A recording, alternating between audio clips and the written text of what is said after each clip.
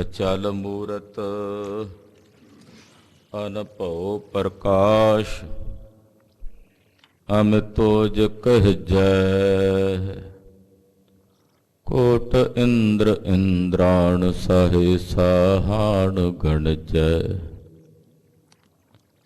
ਤ੍ਰਿਭਵਨ ਮਹੀਪ ਸੁਰ ਨਰ ਅਸੁਰ ਨੇਤ ਨੇਤ ਬਨ ਤ੍ਰਿਣ ਕਹਿਤ। ਤਵੈ ਸਰਬ ਨਾਮ ਕਥੈ ਕਵਨ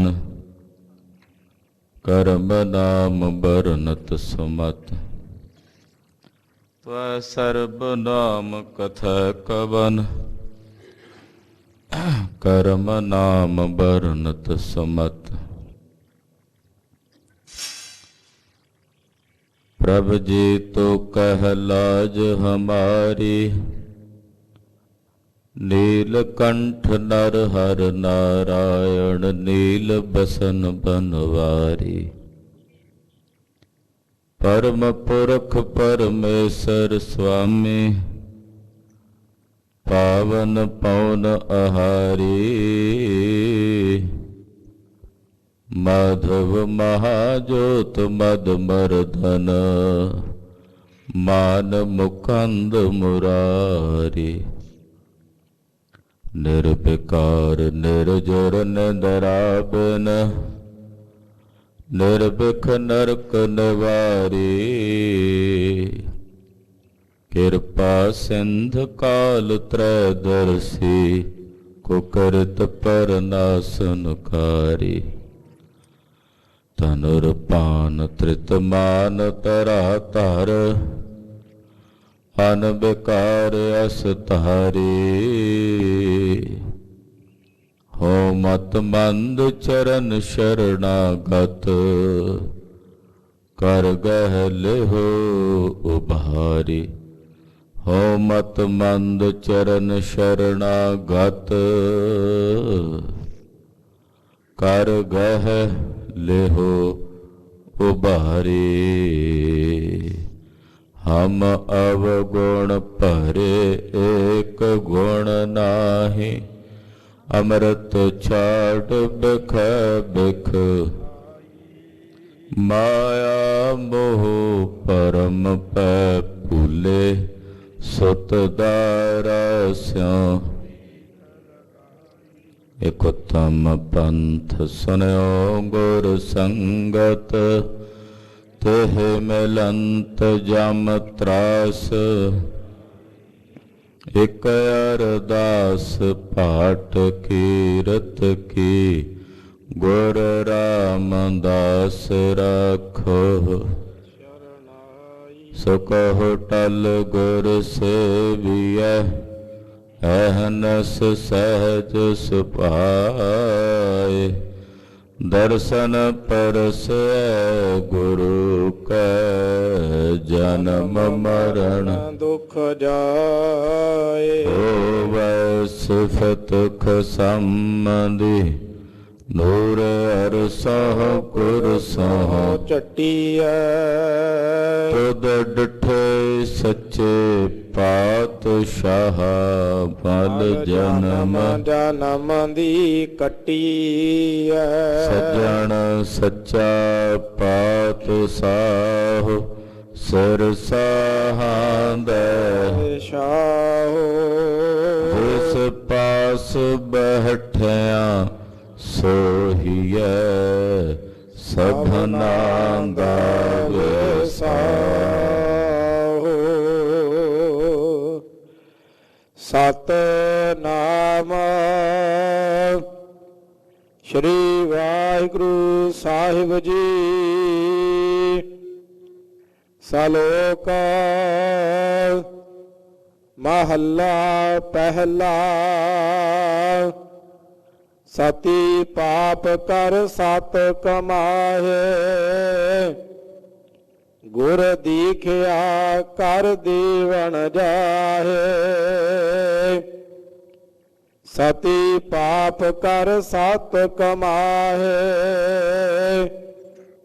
ਗੁਰ ਦੀਖਿਆ ਕਰ ਦੀਵਨ ਜਾਹੇ। ਇਸਤਰੀ ਪੁਰਖ ਖਟਿਆ ਭਾਉ, ਭਾਵੈ ਆਵੋ ਭਾਵੈ ਜਾਓ। ਸਾਸਤ ਭੇਦ ਨ ਮਾਨੈ ਕੋਇ, ਆਪੋ ਆਪੈ ਪੂਜਾ ਹੋਏ। ਕਾਜੀ ਹੋਏ ਕੈ ਬਹਿ ਨਿਆਈ,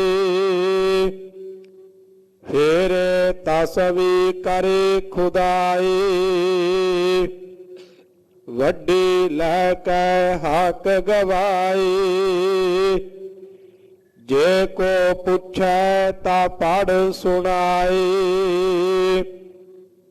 ਤੁਰਕ ਮੰਤਰ ਕਨ ਹਿਰਦੈ ਸਮਾਹੇ, ਲੋਕ ਮੋਹਾਵਹਿ ਚਾੜੀ ਖਾਹੇ। ਚੌਕਾ ਦੇ ਕੈ ਸੁਚਾ ਹੋਏ, ਐਸਾ ਹਿੰਦੂ ਵੇਖੋ ਕੋਇ। ਜੋਗੀ ਗਿਰਹੀ ਜਟਾ ਵਿਭੂਤਾ,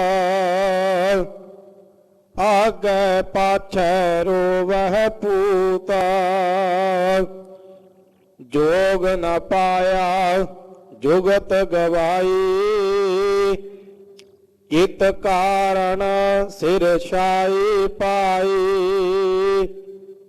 ਨਾਨਕ ਕਲ ਕਾ ਇਹੋ ਪਰਵਾਨ, ਆਪੇ ਆਖਣ ਆਪੇ ਜਾਣ। ਮਹੱਲਾ ਪਹਿਲਾ। ਹਿੰਦੂ ਕਹਿ ਕਰ ਹਿੰਦੂ ਆਵੈ, ਸੂਤ ਜਨੇਊ ਪੜ ਗਲ ਪਾਵੈ। ਸੂਤ ਪਾਈ ਕਰੇ ਬੁਰਿਆਈ,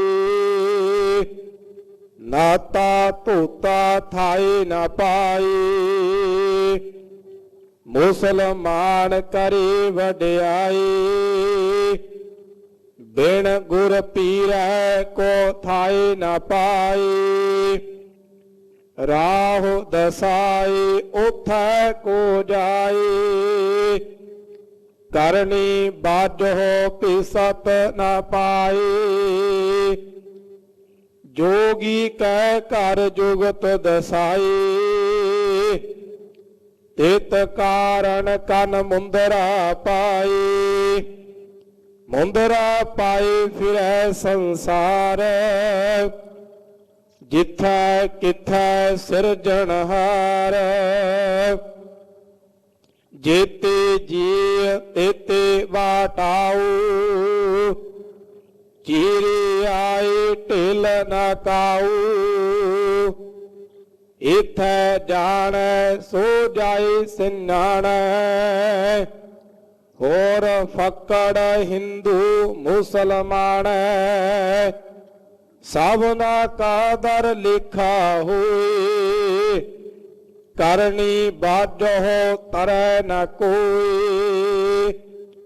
ਸਚੋ ਸੱਚ ਬਖਾਣੈ ਕੋਈ, ਨਾਨਕ ਅੱਗੇ ਪੁੱਛ ਨ ਹੋਈ।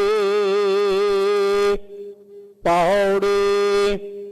ਹਰ ਕਾ ਮੰਦਰ ਆਖੀਐ, ਕਾਇਆ ਕੂਟ ਗੜ। ਅੰਦਰ ਲਾਲ ਜਵੇ ਹਰੀ, ਗੁਰਮੁਖ ਹਰ ਨਾਮ ਪੜ। ਹਰ ਕਾ ਮੰਦਰ ਸਰੀਰ ਅਤ ਸੋਹਣਾ, ਹਰ ਹਰ ਨਾਮ ਦਿੜ। ਮਨ ਮੁਖ ਆਪ ਖੁਆਇਆ ਨਾ, ਮਾਇਆ ਮੋਹ ਨਿਤ ਕੜ। ਸਾਵਨਾ ਸਾਹਿਬ ਏਕ ਹੈ, ਪੂਰੇ ਭਾਗ ਪਾਇਆ ਜਾਏ। ਵਾਹੁ ਵਾਹੁ ਸੱਚੇ ਪਾਤਸ਼ਾਹ, ਤੂੰ ਸੱਚੇ ਨਾਏ। ਵਾਹੁ ਵਾਹੁ ਸੱਚੇ ਪਾਤਸ਼ਾਹ, ਤੂੰ ਸੱਚੇ ਨਾਏ। ਵਾਹਿਗੁਰੂ ਜੀ ਕਾ ਖਾਲਸਾ ਵਾਹਿਗੁਰੂ ਜੀ ਕੀ ਫਤਿਹ। ਪਤਿਤ ਪਾਵਨ ਭਗਤ ਵਛਲ ਕਿਰਪਾ ਨਿਧਾਨ ਅਨਾਥ ਨਾਥ ਜਗਤ ਗੁਰੂ ਸ਼੍ਰੀ ਗੁਰੂ ਗ੍ਰੰਥ ਸਾਹਿਬ ਜੀ ਮਹਾਰਾਜ ਜੀ ਦੀ ਛਤਰ ਛਾਇਆ ਹੇਠ ਜੁੜ ਬੈਠੀ ਗੁਰੂ ਕੀ ਸਾਜੀ ਔਰ ਨਵਾਜੀ ਹੋਈ ਗੁਰੂ ਕਾ ਖਾਸ ਰੂਪ ਗੁਰੂ ਖਾਲਸਾ ਸਾਧ ਸੰਗਤ ਅੰਮ੍ਰਿਤ ਵੇਲੇ ਦੇ ਸਜੇ ਹੋਏ ਸੱਚਖੰਡ ਦੀਵਾਨਾਂ 'ਚ ਇਕੱਤਰ ਹੋ ਕੇ ਸਤਿਗੁਰੂ ਜੀ ਦੀ ਰੱਬੀ ਬਾਣੀ ਸ਼੍ਰੀ ਆਸਾ ਜੀ ਦੀ ਵਾਰ ਦੇ ਸ਼ਬਦ ਕੀਰਤਨ ਰਾਗੀ ਸਿੰਘਾਂ ਦੀ ਰਸਨਾ ਤੋਂ ਬਹੁਤ ਹੀ ਅਦਬ ਸਤਿਕਾਰ ਸ਼ਰਧਾ ਸਹਿਤ ਆਪ ਜੀ ਨੇ ਸਰਵਣ ਕੀਤੇ ਹਨ। ਗੁਰਦੇਵ ਵੱਲੋਂ ਬਖਸ਼ਿਸ਼ ਕੀਤੇ ਗਏ ਪਾਵਨ ਹੁਕਮਨਾਮੇ ਦੀ ਕਥਾ ਸਰਵਣ ਕਰਨ ਲਈ ਇਸ ਵਕਤ ਆਪ ਜੀ ਗੁਰੂ ਚਰਨਾਂ 'ਚ ਜੁੜ ਬੈਠੇ ਹੋ। ਰਾਮ ਕਲੀ ਦੀ ਵਾਰ 'ਚੋਂ ਅੱਜ ਦੇ ਹੁਕਮਨਾਮੇ ਦੀ ਦਾਤ ਸਤਿਗੁਰਾਂ ਨੇ ਸਾਨੂੰ ਬਖਸ਼ਿਸ਼ ਕੀਤੀ ਹੈ। ਸ਼ਲੋਕ ਪਹਿਲੇ ਪਾਤਸ਼ਾਹ ਧੰਨ ਗੁਰੂ ਨਾਨਕ ਸਾਹਿਬ ਜੀ ਨੇ ਉਚਾਰਨ ਕੀਤਾ ਹੈ ਔਰ ਪੌੜੀ ਤੀਸਰੇ ਗੁਰਦੇਵ ਜਗਤ ਗੁਰੂ ਸ੍ਰੀ ਗੁਰੂ ਅਮਰਦਾਸ ਸਾਹਿਬ ਜੀ ਦੀ ਉਚਾਰਨ ਕੀਤੀ ਹੋਈ ਹੈ। ਯੋਗੀਆਂ ਨਾਲ ਸਤਿਗੁਰਾਂ ਦੀ ਵਾਰਤਾਲਾਪ ਹੋ ਰਹੀ ਹੈ। ਯੋਗੀਆਂ ਨੇ ਪੁੱਛਿਆ ਹੈ ਮਹਾਰਾਜ ਸੰਸਾਰ ਦੀ ਕੀ ਦਸ਼ਾ ਹੈ। ਜਦੋਂ ਪਾਤਸ਼ਾਹ ਸੁਮੇਰ ਪਰਬਤ ਤੇ ਗਏ ਸਿੱਧਾ ਨੇ ਪੁੱਛਿਆ ਮਾਤ ਲੋਕ ਵਿੱਚ ਕਿਆ ਵਰਤਾਰਾ ਹੈ, ਸੰਸਾਰ ਵਿੱਚ ਕੀ ਹੋ ਰਿਹਾ ਹੈ, ਲੋਕ ਕੀ ਕਰ ਰਹੇ ਨੇ, ਕਿੱਦਾਂ ਦਾ ਵਰਤਾਰਾ ਵਰਤ ਰਿਹਾ। ਤਾਂ ਉਸ ਵੇਲੇ ਜਗਤ ਗੁਰੂ ਗੁਰੂ ਨਾਨਕ ਸਾਹਿਬ ਜੀ ਨੇ ਜੋ ਕਲਯੁਗ ਸੰਸਾਰ 'ਚ ਵਰਤ ਰਿਹਾ ਉਹਦੀ ਦਸ਼ਾ ਦੱਸੀ ਹੈ। ਆਓ ਪਹਿਲੇ ਪਾਤਸ਼ਾਹ ਧੰਨ ਧੰਨ ਸ੍ਰੀ ਗੁਰੂ ਨਾਨਕ ਦੇਵ ਸਾਹਿਬ ਜੀ ਦੇ ਪਵਿੱਤਰ ਚਰਨਾਂ ਦਾ ਧਿਆਨ ਆਪਣੇ ਹਿਰਦਿਆਂ 'ਚ ਧਾਰਨ ਕਰਦੇ ਹੋਇਆਂ ਰਸਨਾ ਨੂੰ ਪਵਿੱਤਰ ਕਰਦੇ ਆਖੋ ਜੀ ਸਤਿਨਾਮ ਸ੍ਰੀ ਵਾਹਿਗੁਰੂ ਸਾਹਿਬ ਜੀ। ਸਤਿਨਾਮ ਵਾਹਿਗੁਰੂ ਸਾਹਿਬ ਜੀ। ਸ਼ਲੋਕ ਮਹੱਲਾ ਪਹਿਲਾ। ਸਤੀ ਪਾਪ ਕਰ ਸਤ ਕਮਾਹੇ। ਸ਼ਲੋਕ ਪਹਿਲੇ ਪਾਤਸ਼ਾਹ ਧੰਨ ਗੁਰੂ ਨਾਨਕ ਸਾਹਿਬ ਜੀ ਉਚਾਰ ਰਹੇ ਹਨ। ਕਲਯੁਗ ਦਾ ਵਰਤਾਰਾ ਕਿਵੇਂ ਵਰਤ ਰਿਹਾ ਉਹ ਦੱਸਦੇ। ਜਿਹੜੇ ਆਪਣੇ ਆਪ ਨੂੰ ਸਤੀ ਕਹਾਉਂਦੇ ਅਸੀਂ ਬੜੇ ਸੱਚੇ ਸੁੱਚੇ ਇਨਸਾਨ ਆ, ਉਹ ਪਾਪ ਕਰਦੇ। ਪਾਪ ਕਰਕੇ ਵਿਖਾਵਾ ਇਹ ਕਰਦੇ ਨੇ ਕਿ ਅਸੀਂ ਸੱਤ ਕਮਾ ਰਹੇ ਹਾਂ। ਕਿਉਂਕਿ ਪਾਪ ਕਰਨ ਵੇਲੇ ਜਦੋਂ ਦੁਰਾਚਾਰ ਕਰਦੇ ਆ ਵਿਕਾਰ ਭੋਗਦੇ ਆ, ਵਿਕਾਰ ਭੋਗਣ ਵੇਲੇ ਗੁਪਤ ਹੋ ਜਾਂਦੇ ਆ। ਆਪਣੇ ਵਿਕਾਰਾਂ ਦੀ ਬਿਰਤੀ ਨੂੰ ਸੰਸਾਰ 'ਚ ਪ੍ਰਗਟ ਨਹੀਂ ਕਰਦੇ। ਵਿਕਾਰ ਭੋਗਦੇ ਹੋਏ ਪਾਪ ਕਰਦੇ ਹੋਏ ਵਿਖਾਉਂਦੇ ਇਹ ਨੇ ਕਿ ਅਸੀਂ ਸੱਤ ਕਮਾ ਰਹੇ ਹਾਂ। ਸਤੀ ਪਾਪ ਕਰ ਸੱਤ ਕਮਾਏ। ਕਹਾਉਂਦੇ ਸਤੀ ਨੇ, ਕਮਾਉਂਦੇ ਪਾਪ ਨੇ, ਔਰ ਪਾਪ ਕਮਾ ਕੇ ਵੀ ਫਿਰ ਵਿਖਾਵਾ ਕਰਦੇ ਆ ਕਿ ਅਸੀਂ ਸਤੀ ਹਾਂ, ਅਸੀਂ ਧਰਮੀ ਹਾਂ। ਧਰਮੀ ਹੋਣ ਦਾ ਬਾਹਰੋਂ ਵਿਖਾਵਾ ਕਰਦੇ, ਪਖੰਡ ਕਰਦੇ। ਧੰਨ ਗੁਰੂ ਨਾਨਕ ਸਾਹਿਬ ਕੈਸੇ ਪਖੰਡੀ ਦੇ ਕੋਲ ਗਏ ਜਿਹਦਾ ਨਾਮ ਸੀ ਸੌ ਸੁਹਾਗਣ।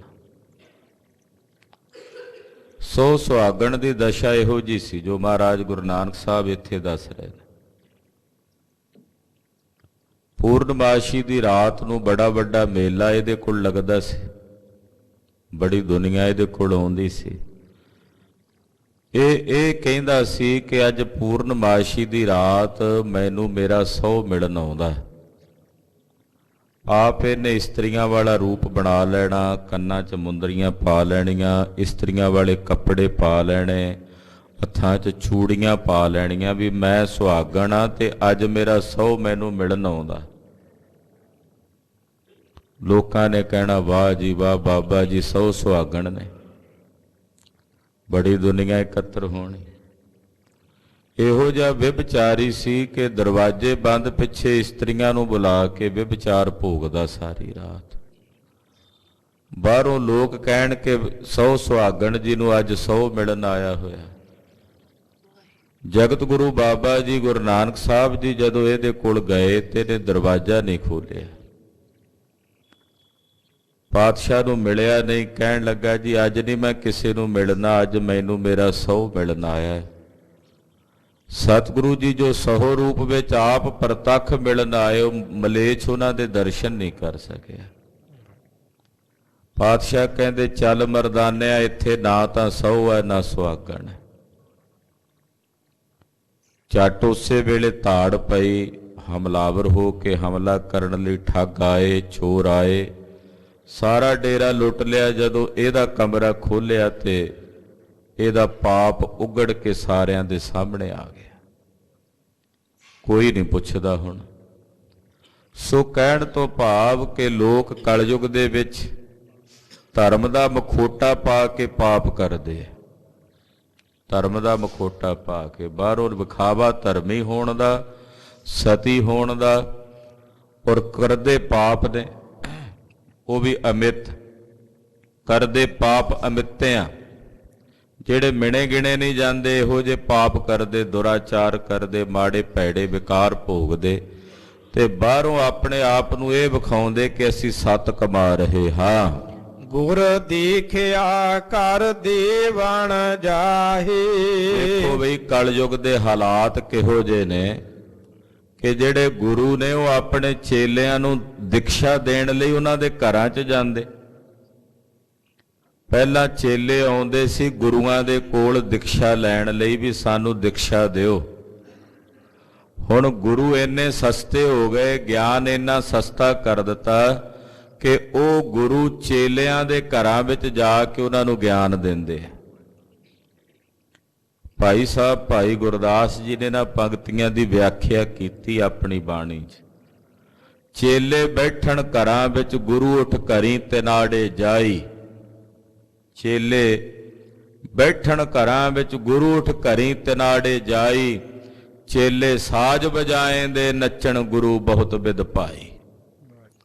ਚੇਲੇ ਘਰਾਂ ਵਿੱਚ ਬਹਿੰਦੇ ਤੇ ਗੁਰੂ ਉਹਨਾਂ ਨੂੰ ਜਾ ਕੇ ਉਪਦੇਸ਼ ਦਿੰਦਾ। ਘਰਾਂ 'ਚ ਪਹੁੰਚ ਕੇ ਦਿਕਸ਼ਾ ਦੇਣ ਲਈ ਗੁਰੂ ਜਾਂਦਾ, ਕਿਉਂਕਿ ਚੇਲਿਆਂ ਨੂੰ ਨਾ ਗੁਰੂਆਂ ਦੀ ਕਦਰ ਹੈ ਤੇ ਗੁਰੂ ਉੱਦਾਂ ਹੀ ਟੱਪਣੇ ਨੇ, ਗੁਰੂ ਉੱਦਾਂ ਹੀ ਦੰਭੀ ਤੇ ਪਖੰਡੀ ਨੇ। ਉਹ ਤਾਂ ਜਾਂਦੇ ਆ ਵੀ ਚੇਲਿਆਂ ਨੂੰ ਘਰ ਜਾ ਕੇ ਦਿਕਸ਼ਾ ਦੇਾਂਗੇ, ਬਦਲੇ 'ਚ ਕੁਝ ਲਿਆਵਾਂਗੇ। ਗਿਆਨ ਨੂੰ ਵੇਚਣ ਦੀ ਬਿਰਤੀ ਰੱਖਦੇ ਆ। ਤੋ ਇਸ ਪ੍ਰਕਾਰ ਪਾਤਸ਼ਾਹ ਕਹਿੰਦੇ ਗੁਰੂ ਜਿਹੜਾ ਹੈ ਉਹ ਆਪਣੇ ਚੇਲਿਆਂ ਨੂੰ ਦਿਕਸ਼ਾ ਦੇਣ ਲਈ ਉਹਨਾਂ ਦੇ ਘਰਾਂ 'ਚ ਜਾਣ ਲੱਗ ਪਿਆ। ਇਸਤਰੀ ਪੁਰਖ ਖਟਿਆ ਭਾਓ। ਇਸੇ ਪੰਕਤੀ ਦੀ ਵਿਆਖਿਆ ਭਾਈ ਗੁਰਦਾਸ ਜੀ ਕਰਦਿਆਂ ਕਹਿੰਦੇ ਇਸਤਰੀ ਪੁਰਖ ਦਾਮ ਹਿਤ ਭਾਵੇਂ ਆਏ ਕਿਥਾਹੂ ਜਾਹੀ। ਗੁਰੂ ਬਾਬਾ ਜੀ ਬਚਨ ਕਹਿ ਰਹੇ ਗੁਰੂ ਨਾਨਕ ਸਾਹਿਬ, ਇਸਤਰੀ ਪੁਰਖ ਖਟਿਆ ਭਾਓ। ਇਸਤਰੀ ਆਪਣੇ ਮਰਦ ਨਾਲ ਤਾਂ ਪਿਆਰ ਕਰਦੀ ਆ ਜੇ ਉਹ ਕਮਾਈ ਲਿਆਵੇ ਕਰਕੇ, ਚਾਰ ਛਿੱਲੜ ਲਿਆਵੇ ਕਮਾ ਕੇ। ਇਸਤਰੀ ਦਾ ਪ੍ਰੇਮ ਇਸ ਕਰਕੇ ਆ ਪਤੀ ਨਾਲ।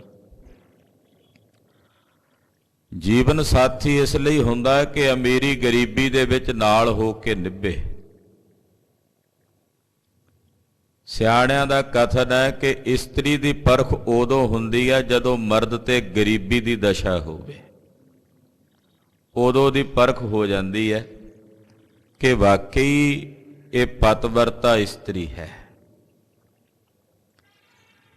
ਇਸਤਰੀ ਦੇ ਬਿਮਾਰ ਹੋਣ ਤੇ ਮਰਦ ਦੀ ਪਰਖ ਹੋ ਜਾਂਦੀ ਹੈ ਵੀ ਉਹ ਨਾਲ ਖੜਦਾ। ਇੱਕ ਦੂਜੇ ਦੇ ਪਰਖ ਦਾ ਪੈਮਾਨਾ ਦੱਸਿਆ ਜਾਂਦਾ। ਪਰ ਕਲਯੁਗ ਵਿੱਚ ਐਸਾ ਨਹੀਂ ਹੈ।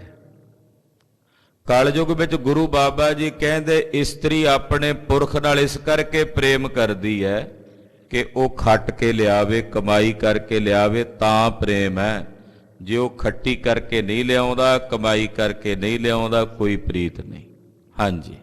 ਭਾਵੈ ਆਵੋ ਭਾਵੈ ਜਾਓ। ਜੇ ਉਹ ਕਮਾਈ ਕਰਕੇ ਨਹੀਂ ਲਿਆਉਂਦਾ ਤਾਂ ਘਰ ਵਿੱਚ ਉਹ ਭਾਵੇਂ ਆਵੇ ਭਾਵੇਂ ਜਾਵੇ, ਇਸਤਰੀ ਨੂੰ ਉਹਦੇ ਨਾਲ ਕੋਈ ਮਤਲਬ ਨਹੀਂ। ਜੇ ਕਮਾਈ ਕਰਕੇ ਲਿਆਉਂਦਾ ਤੇ ਭੱਜ ਕੇ ਪਾਣੀ ਵੀ ਪੁੱਛਦੀ ਹੈ, ਆਓ ਬੈਠੋ ਜੀ, ਚਰਨ ਵੀ ਪਲੋਸਦੀ ਹੈ। ਤੇ ਜੇ ਕਮਾਈ ਕਰਕੇ ਨਹੀਂ ਲਿਆਉਂਦਾ ਤਾਂ ਕਹਿੰਦੇ ਆ ਗਿਆ ਮਖੱਟੂ ਵੇਲੜ ਰੋਟੀਆਂ ਪਾੜਨ ਵਾਸਤੇ, ਮੇਰੇ ਪੇਸ਼ ਪੈ ਗਿਆ, ਪੱਲੇ ਪੈ ਗਿਆ, ਖਬਰੇ ਕਿਹੜੇ ਮੇੜੇ ਮਾੜੇ ਕਰਮ ਮਾੜੇ ਭਾਗ। ਫਿਰ ਇਦਾਂ ਦਾ ਸੁਣਾਉਣਾ ਪੈਂਦਾ ਉਹਨਾਂ ਨੂੰ। ਪਾਤਸ਼ਾਹ ਕਹਿੰਦੇ ਜੇ ਨਹੀਂ ਲਿਆਉਂਦਾ ਚਾਰ ਛਿੱਲੜ ਕਮਾ ਕੇ ਤਾਂ ਫਿਰ ਭਾਵੇਂ ਆਵੇ ਤੇ ਭਾਵੇਂ ਜਾਵੇ, ਇਸਤਰੀ ਨੂੰ ਕੋਈ ਕਿਸੇ ਪ੍ਰਕਾਰ ਦਾ ਉਹਦੇ ਨਾਲ ਮਤਲਬ ਨਹੀਂ। ਇਸਤਰੀ ਦਾ ਕੇਵਲ ਤਾਂ ਕੇਵਲ ਆਪਣੇ ਭਰਤੇ ਨਾਲ, ਪੁਰਖ ਨਾਲ ਇਸ ਕਰਕੇ ਪ੍ਰੇਮ ਹੈ ਕਲਯੁਗ ਵਿੱਚ ਕਿ ਉਹ ਖੱਟ ਕੇ ਲਿਆਵੇ, ਕਮਾ ਕੇ ਲਿਆਵੇ।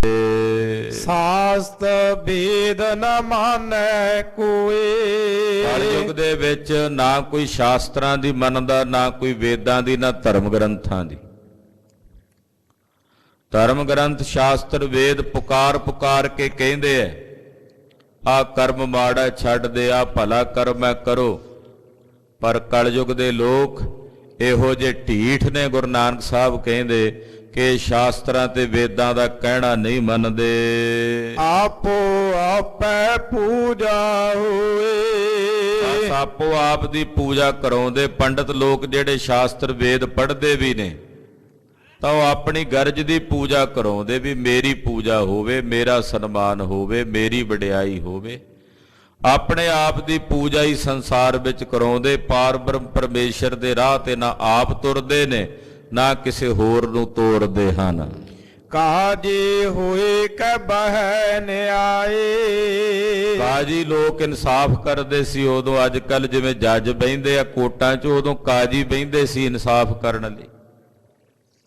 ਤੇ ਜਿਹੜੇ ਕਾਜੀ ਨੇ ਉਹ ਬਹਿ ਗਏ ਇਨਸਾਫ ਕਰਨ ਵਾਸਤੇ, ਪਰ ਉਹਨਾਂ ਇਨਸਾਫ ਨਹੀਂ ਕੀਤਾ। ਕਾਜੀ ਇਨਸਾਫ ਪਸੰਦ ਨਹੀਂ ਸਨ ਕਲਯੁਗ ਦੇ। ਫੇਰ ਤਸਵੀ ਕਰੇ ਖੁਦਾਏ।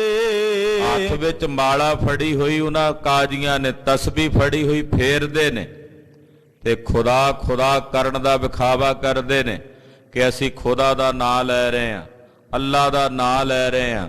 ਉਹਦਾ ਨਾਂ ਲੈਣ ਦਾ ਵਿਖਾਵਾ ਕਰਦੇ, ਹੱਥ 'ਚ ਫੜੀ ਤਸਬੀਹ ਨੂੰ ਫੇਰਦੇ ਨੇ। ਵੱਡੀ ਲੈ ਕੇ ਹੱਕ ਗਵਾਏ। ਪਰ ਕਰਦੇ ਕੀ ਨੇ? ਵੱਡੀ ਲੈ ਕੇ, ਰਿਸ਼ਵਤ ਲੈ ਕੇ ਜਿਹੜਾ ਹੱਕ ਹੈ ਉਹਨੂੰ ਗਵਾ ਦਿੰਦੇ ਨੇ। ਸੱਚ ਨੂੰ ਝੂਠ ਤੇ ਝੂਠ ਨੂੰ ਸੱਚ ਸਾਬਤ ਕਰ ਦਿੰਦੇ ਆ। ਕਾਜੀ ਰਿਸ਼ਵਤਖੋਰ ਹੋ ਗਏ। ਭਾਈ ਸਾਹਿਬ ਲਿਖਦੇ ਐ ਕਾਜੀ ਹੋਏ ਰਿਸ਼ਵਤੀ, ਵੱਡੀ ਲੈ ਕੇ ਹੱਕ ਗਵਾਈ। ਭਾਈ ਸਾਹਿਬ ਨੇ ਇਸੇ ਪੰਕਤੀਆਂ ਦੀ ਵਿਆਖਿਆ ਕੀਤੀ ਆਪਣੀਆਂ ਵਾਰਾਂ 'ਚ, ਕਿਉਂਕਿ ਗੁਰੂ ਘਰ ਵਿੱਚ ਸਭ ਤੋਂ ਪਹਿਲੇ ਵਿਆਖਿਆਕਾਰ ਸਿੱਖ ਗੁਰਬਾਣੀ ਦੇ ਭਾਈ ਸਾਹਿਬ ਭਾਈ ਗੁਰਦਾਸ ਜੀ ਹੋਏ।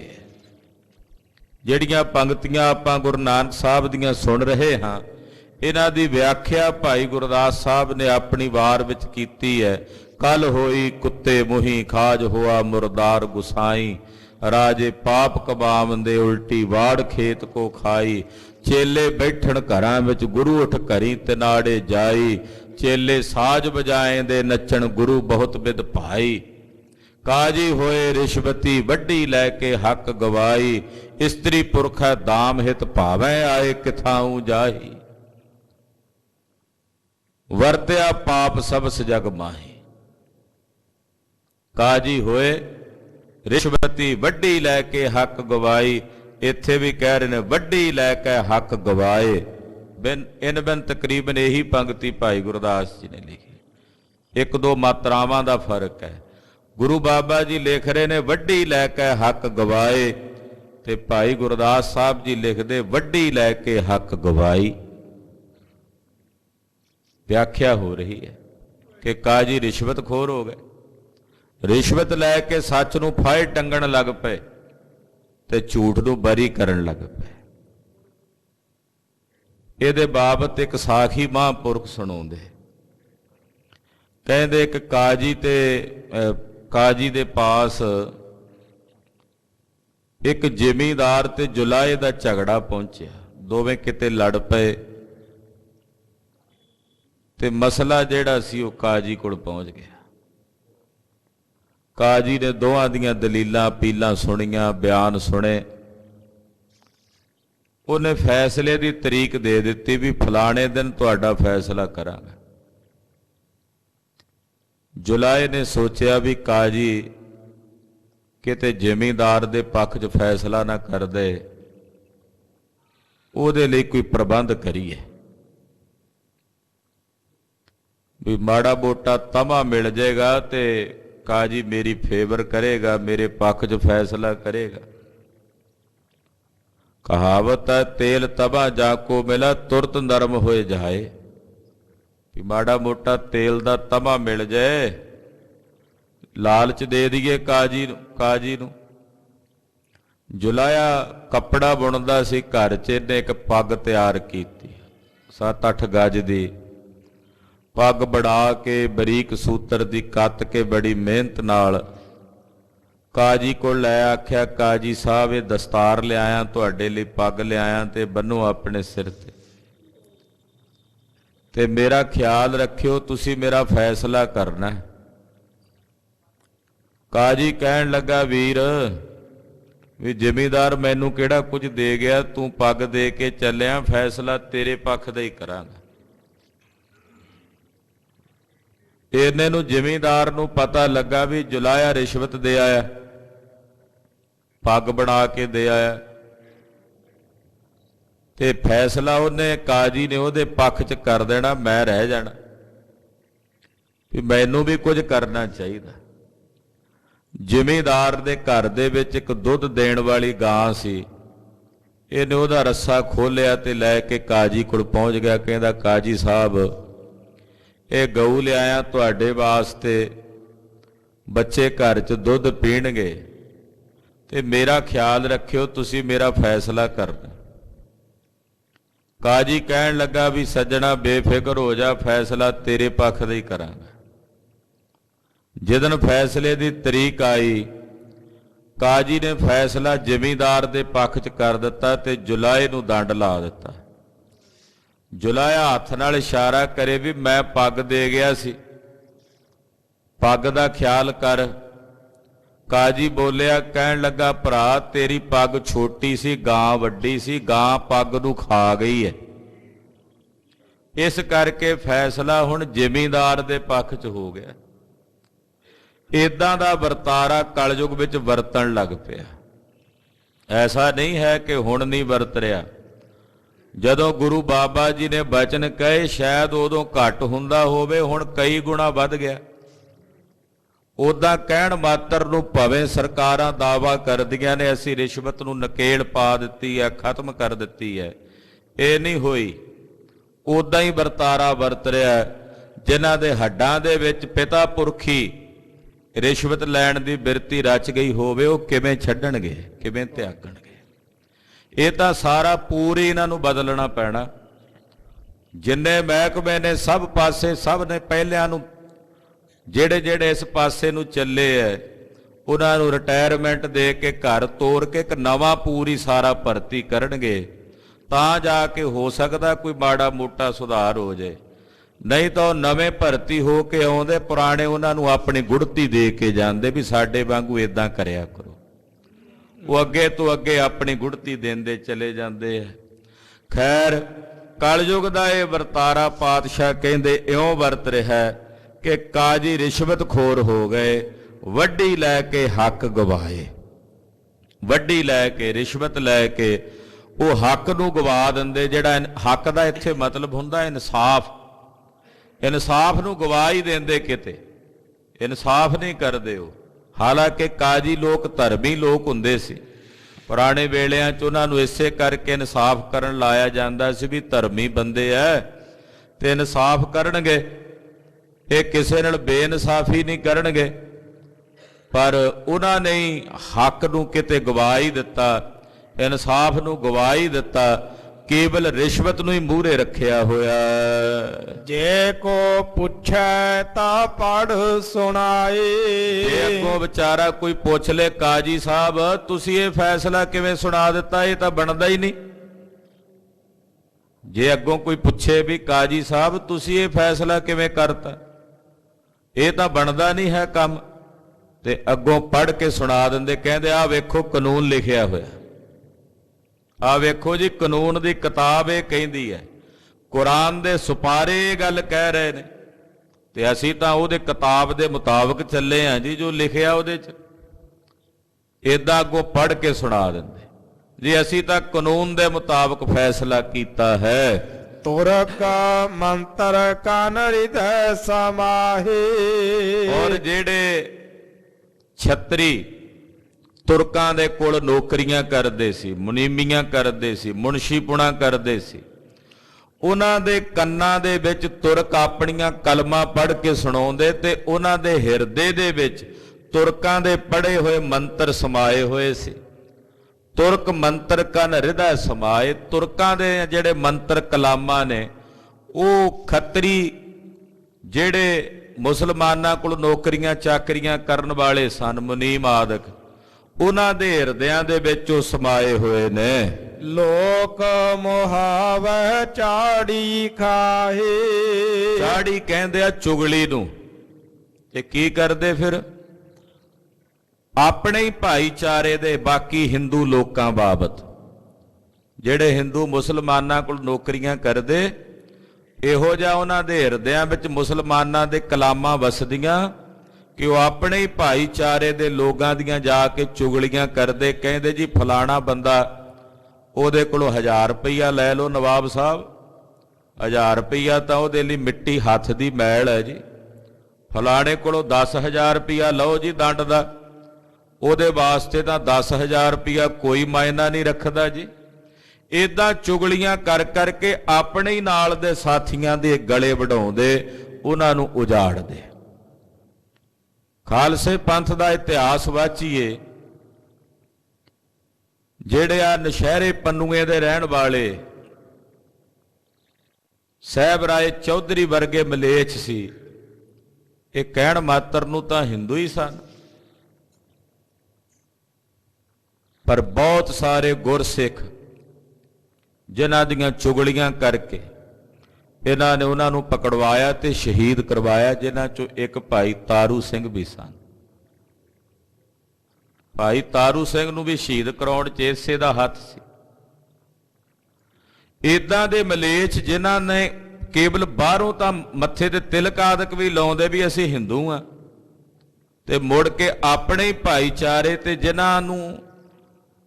ਜਿਨ੍ਹਾਂ ਦੇ ਨਾਲ ਇਹਨਾਂ ਨੂੰ ਸਹਿਯੋਗ ਕਰਨਾ ਚਾਹੀਏ, ਸਗੋਂ ਉਹਨਾਂ ਦੇ ਗਲੇ ਕਟਾਉਂਦੇ, ਜਸੂਸੀਆਂ ਕਰਕੇ, ਮੁਖਬਰੀਆਂ ਕਰ ਕਰਕੇ। ਇਦਾਂ ਦਾ ਇਹ ਵਰਤਾਰਾ ਕਲਯੁਗ ਵਿੱਚ ਵਰਤ ਰਿਹਾ ਹੈ। ਚੌਕਾ ਦੇ ਕੇ ਸੂਚਾ ਹੋਏ। ਉਦਾਂ ਕਹਿੰਦੇ ਜੀ ਅਸੀਂ ਚੌਂਕਾ ਬਣਾਇਆ ਤੇ ਆਲੇ ਦੁਆਲੇ ਲਕੀਰ ਖਿੱਚ ਕੇ ਸੁੱਚਾ ਕੀਤਾ, ਇਹ ਸਾਡਾ ਸੁੱਚਾ ਚੌਂਕਾ ਹੈ। ਉੱਤੇ ਬੈਠੇ ਤੇ ਆ ਕੇ ਝੂਠੇ। ਚੌਂਕਾ ਸੁੱਚਾ ਕੀਤਾ ਕੀ ਕਰਦਾ? ਜਦੋਂ ਉੱਪਰ ਆਏ ਬੈਠੇ ਕੁੜਿਆਰ, ਦੇਖਾ ਚੌਂਕਾ ਕੱਢੀ ਕਾਰ, ਉੱਪਰ ਆਏ ਬੈਠੇ ਕੂੜਿਆਰ। ਮਤ ਪਿੱਟੈ ਵੇ ਮਤ ਪਿੱਟੈ, ਉਹ ਅੰਨ ਅਸਾਡਾ ਫਿੱਟੈ, ਤਨ ਫਿੱਟੇ ਫੇੜ ਕਰੇਨ, ਮਨ ਝੂਠੇ ਚੁੱਲੀ ਭਰੇਨ। ਮਨ ਦੇ ਝੂਠੇ ਤੇ ਬਾਹਰੋਂ ਚੂਲੀਆਂ ਭਰਦੇ ਐ। ਕਹਿੰਦੇ ਚੌਂਕਾ ਬਣਾ ਕੇ ਕਹਿੰਦੇ ਜੀ ਅਸੀਂ ਸੁੱਚਾ ਥਾਂ ਕੀਤਾ ਹੈ। ਐਸਾ ਹਿੰਦੂ ਵੇਖੋ ਕੋਏ। ਕਹਿੰਦੇ ਵੇਖੋ ਹਿੰਦੂ ਇਹੋ ਜਿਹੇ ਹੋ ਗਏ ਕਲਯੁਗ ਦੇ, ਚੌਂਕਾ ਬਣਾ ਕੇ ਸੁੱਚਾ ਬਣਾ ਕੇ ਕਹਿੰਦੇ ਅਸੀਂ ਬੈਠੇ ਆ ਉੱਥੇ, ਤੇ ਮੁੜ ਕੇ ਆਪਣੇ ਹੀ ਭਰਾਵਾਂ ਦੇ ਗਲੇ ਵਢਾਏ, ਉਹਨਾਂ ਦੀਆਂ ਚੁਗਲੀਆਂ ਕਰ ਕਰਕੇ ਉਹਨਾਂ ਦੇ ਕੰਮ ਧੰਦੇ ਖਤਮ ਕਰਾਏ, ਆਪਣੇ ਹੀ ਬੰਦਿਆਂ ਦੇ। ਕਹਿੰਦੇ ਕਲਯੁਗ ਦੇ ਹਿੰਦੂ ਇਹੋ ਜਿਹੇ ਹਨ। ਜੋਗੀ ਗਿਰਹੀ ਜਟਾ ਬਿਪੂਤ। ਕਹਿੰਦੇ ਜੋਗੀ ਗ੍ਰਸਤੀ ਹੋ ਗਏ ਨੇ, ਨਾਲੇ ਜੋਗੀ ਨਾਲੇ ਗ੍ਰਸਤੀ। ਆਮ ਕਰਕੇ ਜੋਗੀ ਗ੍ਰਸਤੀ ਨਹੀਂ ਹੁੰਦੇ, ਪਰ ਕਹਿੰਦੇ ਇੱਥੇ ਬਿਨਾਂ ਵਿਆਹ ਤੋਂ ਜੋਗੀ ਗ੍ਰਸਤੀ ਹੋਏ ਫਿਰਦੇ ਆ। ਸਿਰ ਤੇ ਜਟਾਵਾਂ ਵੀ ਨੇ, ਸਰੀਰ ਤੇ ਬਭੂਤ ਵੀ ਮਲੀ ਹੋਈ, ਸਵਾਹ ਵੀ ਮਲੀ ਹੋਈ ਹੈ। ਕਹਿਣ ਮਾਤਰ ਨੂੰ ਜੋਗੀ ਪਰ ਹੈਣ ਗ੍ਰਸਤੀ। ਕਿਵੇਂ? ਅੱਗੇ ਦੱਸਦੇ ਨੇ। ਆਗੈ ਪਾਛੈ ਰੋਵਹਿ ਪੂਤ। ਕਹਿੰਦੇ ਉਹ ਜਿਹੜੇ ਜੋਗੀ ਉਦਾਂ ਗ੍ਰਸਤੀ ਨਹੀਂ ਹਨ, ਜਟਾਵਾਂ ਰੱਖੀਆਂ, ਬਭੂਤ ਮਲੀ ਹੋਈ, ਜਿੱਥੇ ਜਾ ਕੇ ਕਿਤੇ ਡੇਰਾ ਜਾ ਬਣਾ ਕੇ ਰਹਿੰਦੇ, ਜਦੋਂ ਉੱਥੋਂ ਜਾਂਦੇ ਤੇ ਅੱਗੇ ਪਿੱਛੇ ਉਹਨਾਂ ਦੇ ਪੁੱਤਰ ਰੋਂਦੇ ਫਿਰਦੇ, ਯਾਨੀ ਕਿ ਵਿਭਚਾਰੀ ਹੋਏ ਫਿਰਦੇ ਜੋਗੀ, ਗਿਰਹੀ ਹੋ ਗਏ। ਕਹਿਣ ਮਾਤਰ ਨੂੰ ਜੋਗੀ। ਇਹ ਕਲਯੁਗ ਦੇ ਜੋਗੀ ਇਹੋ ਜਿਹੇ ਨੇ ਕਿ ਅੱਗੇ ਪਿੱਛੇ ਉਹਨਾਂ ਦੇ ਪੁੱਤਰ ਰੋਂਦੇ ਫਿਰਦੇ, ਉਹਨਾਂ ਦੇ ਆਵਾਜ਼ਾਂ ਮਾਰ ਮਾਰ ਕੇ। ਕਿੰਨੇ ਸੰਨਿਆਸੀ ਇਦਾਂ ਭ੍ਰਿਸ਼ਟ ਹੋਏ, ਕਿੰਨੇ ਜੋਗੀ ਇੰਨੇ ਭ੍ਰਿਸ਼ਟ ਹੋਏ। ਕਹਿਣ ਮਾਤਰ ਨੂੰ ਉਦਾਂ ਸ਼ਾਦੀ ਨਹੀਂ ਕੀਤੀ, ਔਰ ਖੇਲਾਂ ਰੱਖ ਕਰਕੇ ਤਿਨਾਂ ਤੋਂ ਸੰਤਾਨ ਪੈਦਾ ਕੀਤੀ, ਕਿਉਂਕਿ ਡੇਰਿਆਂ ਦੇ ਉੱਤੇ ਮੰਤੀ ਉਹਨਾਂ ਦੀ ਕਾਇਮ ਰਹਿੰਦੀ, ਜਿਹੜੇ ਵਿਆਹ ਨਹੀਂ ਕਰਾਉਂਦੇ। ਜਿਹੜਾ ਗ੍ਰਸਤੀ ਹੁੰਦਾ ਉਹਨੂੰ ਡੇਰਾ ਨਹੀਂ ਮਿਲਦਾ। ਆਮ ਕਰਕੇ ਯੋਗੀਆਂ ਦੇ ਵਿੱਚ ਬਹੁਤ ਸਾਰੀ ਜਿਹੜਾ ਇਹ ਮੰਤੀ ਸਿਸਟਮ ਹੈ ਨਾ, ਵੱਡੇ ਵੱਡੇ ਡੇਰਿਆਂ ਦੇ ਜਿਹੜੇ ਮੰਤ ਹੈ ਉਹ ਵਿਆਹ ਨਹੀਂ ਕਰਾ ਸਕਦੇ, ਇਹ ਨਿਯਮ ਹੈ। ਉੱਦਾਂ ਉਹ ਗ੍ਰਸਤੀ ਨਹੀਂ ਹੋ ਸਕਦੇ, ਕਿਉਂ ਜੇ ਗ੍ਰਸਤੀ ਹੋ ਜਾਣ ਤੇ ਉਹਨਾਂ ਨੂੰ ਮੰਤੀ ਨਹੀਂ ਮਿਲਦੀ, ਡੇਰੇ ਛੱਡਣੇ ਪੈਂਦੇ ਆ। ਫਿਰ ਕੀ ਕਰਦੇ ਆ ਵੀ ਨਾਮ ਮਾਤਰ ਉੱਥੇ ਔਰਤ ਰੱਖ ਲੈਂਦੇ, ਉਹਨਾਂ ਤੋਂ ਸੰਤਾਨ ਵੀ ਪੈਦਾ ਕਰ ਲੈਂਦੇ, ਕਾਗਜ਼ਾਂ ਵਿੱਚ ਗ੍ਰਸਤੀ ਨਹੀਂ ਹੁੰਦੇ। ਪਾਤਸ਼ਾਹ ਕਹਿੰਦੇ ਨੇ ਕਲਯੁਗ ਦੇ ਜੋਗੀ। ਇਹ ਕਲਯੁਗ ਦੇ ਵਰਤਾਰੇ ਦੇ ਜਿਹੜੇ ਸੰਨਿਆਸੀ ਨੇ ਉਹ ਇਸ ਪ੍ਰਕਾਰ ਦੇ ਨੇ, ਅੱਗੇ ਪਿੱਛੇ ਉਹਨਾਂ ਦੇ ਧੀਆਂ ਪੁੱਤਰ ਹੁੰਦੇ ਫਿਰਦੇ ਐ। ਜੋਗ ਨਾ ਪਾਇਆ ਜੁਗਤ ਗਵਾਏ। ਪਾਤਸ਼ਾਹ ਕਹਿੰਦੇ ਯੋਗ ਦੀ ਪ੍ਰਾਪਤੀ ਨਹੀਂ ਕਰਦੇ ਉਹ, ਫਿਰ ਉਹ ਜੁਗਤੀ ਵੀ ਗਵਾ ਲੈਂਦੇ। ਨਾ ਯੋਗ ਮਿਲਿਆ ਨਾ ਜੁਗਤੀ, ਨਾ ਗ੍ਰਸਤੀ ਬਣੇ ਨਾ ਜੋਗੀ, ਨਾ ਇੱਧਰ ਦੇ ਨਾ ਉੱਧਰ ਦੇ। ਜੇ ਗ੍ਰਸਤੀ ਬਣ ਜਾਂਦੇ ਤਾਂ ਵੀ ਆਪਣਾ ਧਰਮ ਪਾਲ ਕੇ ਮੁਕਤ ਹੋ ਜਾਂਦੇ, ਨਾ ਗ੍ਰਸਤੀ ਰਹੇ ਤੇ ਨਾ ਹੀ ਜੋਗੀ ਰਹੇ। ਜੋਗ ਵੀ ਨਹੀਂ ਪ੍ਰਾਪਤ ਕੀਤਾ ਤੇ ਜੁਗਤੀ ਵੀ ਗਵਾ ਲਈ। ਕਿਤ ਕਾਰਨ ਸਿਰ ਛਾਈ ਪਾਈ। ਮਹਾਰਾਜ ਜੀ ਕਹਿੰਦੇ ਹੋ ਜੋਗੀਓ, ਕਿਹੜੇ ਕਾਰਨ ਸਿਰ 'ਚ ਸਵਾਹ ਪਾ ਲਈ? ਕਿਸ ਕਾਰਨ ਕਰਕੇ ਸਿਰ ਦੇ ਵਿੱਚ ਸਵਾਹ ਦੀਆਂ ਮੁੱਠਾਂ ਭਰ ਕੇ ਪਾਈਆਂ? ਬਸ ਸਵਾਹ ਜੋਗੇ ਹੀ ਰਹਿ ਗਏ, ਖੇਈ ਬਣ ਕੇ ਰਹਿ ਗਏ। ਨਾਨਕ ਕਾਲ ਕਾ ਇਹੋ ਪਰਵਾਨ। ਪਾਤਸ਼ਾਹ ਕਹਿੰਦੇ ਕਲਯੁਗ ਦਾ ਆ ਪਰਵਾਨਾ ਹੈ। ਇਉਂ ਕਲਯੁਗ ਦੇ ਲੋਕ ਇਉਂ ਵਰਤਾਰੇ ਵਿੱਚ ਵਰਤ ਰਹੇ ਨੇ, ਇਉਂ ਆ ਮਾੜੇ ਭੈੜੇ ਕਰਮ ਕਰਕੇ ਪ੍ਰਵਾਨ ਹੋ ਰਹੇ ਨੇ। ਆਪੇ ਆਖਣ ਆਪੇ ਜਾਣ। ਕਲਯੁਗ ਦੀ ਸਭ ਤੋਂ ਵੱਡੀ ਮਾੜੀ ਭੈੜੀ ਆਦਤ ਪਤਾ ਕੀ ਆ ਲੋਕਾਂ ਦੀ? ਕਲਯੁਗ ਵਿੱਚ ਸਭ ਤੋਂ ਭੈੜੀ ਆਦਤ ਮਹਾਰਾਜ ਜੀ ਦੱਸਦੇ ਆ, ਉਹ ਇਹ ਹੈ ਕਿ ਆਪ ਹੀ ਸਵਾਲ ਕਰਦੇ ਆ ਤੇ ਆਪ ਹੀ ਉਹਦਾ ਜਵਾਬ ਦਿੰਦੇ ਆ। ਆਪੇ ਆਖਣ ਆਪੇ ਜਾਣ। ਜਿਹੜਾ ਸਵਾਲ ਕਰਦੇ ਉਹਦਾ ਜਵਾਬ ਪਤਾ ਹੁੰਦਾ, ਪਰ ਜਾਣ ਬੁੱਝ ਕੇ ਕਰਦੇ ਵੀ ਅਗਲੇ ਨੂੰ ਹੇਠ ਹੀ ਵਿਖਾਉਣੀ ਹੈ ਵੀ ਇਹਨੂੰ ਪਤਾ ਨਹੀਂ ਮੈਨੂੰ ਪਤਾ। ਬਹੁਤੇ ਸਵਾਲ ਕਰਨ ਵਾਲੇ ਤੁਹਾਨੂੰ ਸਵਾਲ ਪਤਾ ਕਿਉਂ ਕਰਨਗੇ? ਇਸ ਕਰਕੇ ਨਹੀਂ ਵੀ ਕਿ ਤੁਸੀਂ ਉਹਦਾ ਜਵਾਬ ਦਿਓ, ਇਸ ਕਰਕੇ ਵੀ ਇਹਨੂੰ ਜਵਾਬ ਨਾ ਆਵੇ ਤੇ ਫਿਰ ਮੈਂ ਜਵਾਬ ਦੇ ਕੇ ਦੱਸਾਂ ਵੀ ਤੇਰੇ ਤੋਂ ਵੱਧ ਜਾਣਕਾਰੀ ਮੈਨੂੰ ਹੈ। ਕਿਸੇ ਨੂੰ ਨੀਵਾਂ ਵਿਖਾਉਣ ਵਾਸਤੇ ਸਵਾਲ ਕਰਦੇ ਆ।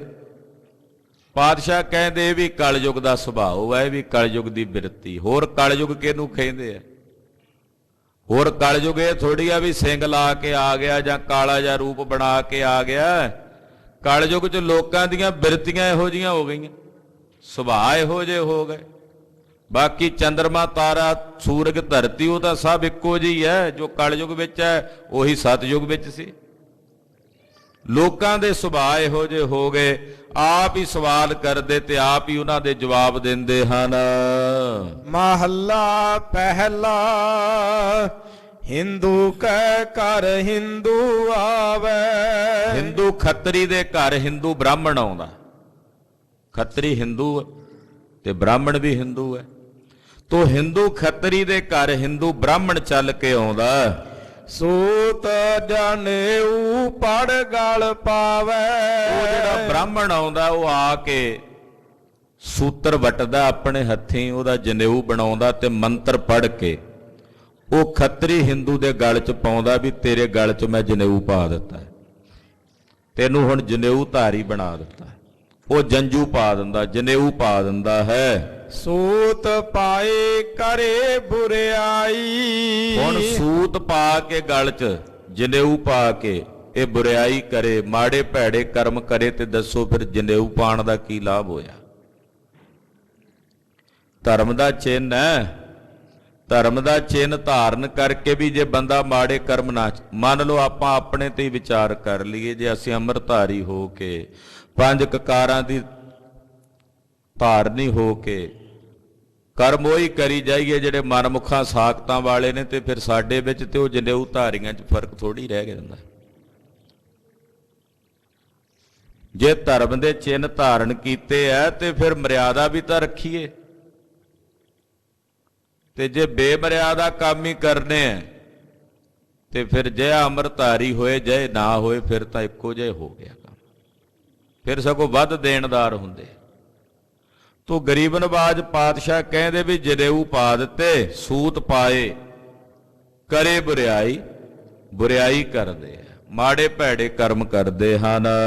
ਨਾਤਾ ਧੋਤਾ ਥਾਏ ਨਾ ਪਾਈ। ਤੇ ਜੇ ਆਖੇ ਜੀ ਮੈਂ ਤਾਂ ਰੋਜ਼ ਨਹਾਉਂਦਾ ਧੋਣਾ, ਬੜਾ ਪਵਿੱਤਰ ਰਹਿਣਾ, ਚੌਂਕਾ ਤਿਆਰ ਕਰਦਾ ਆਪਣੇ ਹੱਥੀਂ, ਕਹਿੰਦੇ ਜੇ ਤੂੰ ਮਾੜੇ ਭੈੜੇ ਕੰਮ ਨਹੀਂ ਛੱਡਦਾ, ਰੱਬ ਦਾ ਭਜਨ ਨਹੀਂ ਕਰਦਾ, ਤੇ ਨਹਾਤਿਆਂ ਧੋਤਿਆਂ ਤੈਨੂੰ ਨਾ ਇੱਥੇ ਥਾਂ ਮਿਲਣੀ ਨਾ ਉੱਥੇ।